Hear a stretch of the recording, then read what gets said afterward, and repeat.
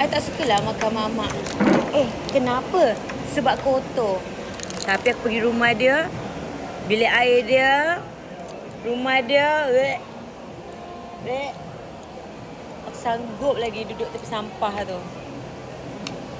Yang cakap orang kotor tu rumah dia, astagfirullahalazim. Selalu macam tu tapi adalah yang terkecuali. But of course it's your choice.